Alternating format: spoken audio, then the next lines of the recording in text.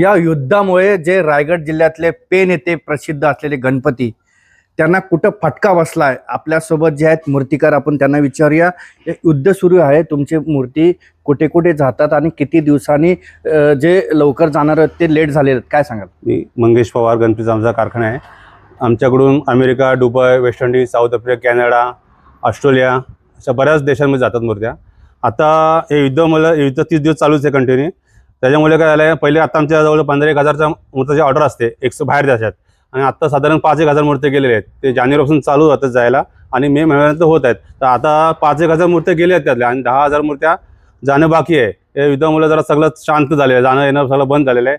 त्यामुळे मटेरियल, गणपतीचे मटेरियल आहे ते सर्व महाग झालेलं आहे. पॅकिंगचे मटेरियल, जे थर्माकोल, पुठ्ठा, जे कतरण, काय प्लॅस्टिक पिशव्या, सर्व महाग झालेले आहे. 25-30% वाढलेले आहेत त्याच्यात. आणि आम्ही सगळं बँकेकडून लोन बिन घेऊन सगळं मोकळे झालेले आहेत. माल तयार आहे, पण जाणं आता मुश्किल झालेलं आहे.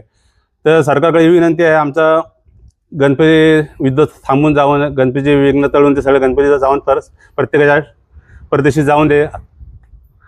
अजून कारागीर लोकांचे पण आमच्या वांदे झालेले आहेत, काम नाही त्यांना भेटत, मूर्ती जायचं स्टॉप झाले आहे सर्व. या पेनमध्ये परदेशात किती मूर्ती जातात आणि किती लेट झालेला आहे? परदेशात जायला जानेवारीपासून चालू होते आणि मे महिन्यापर्यंत पूर्ण त्यांचं पोच होतं, कारण जायला 2-3 महिने जातात.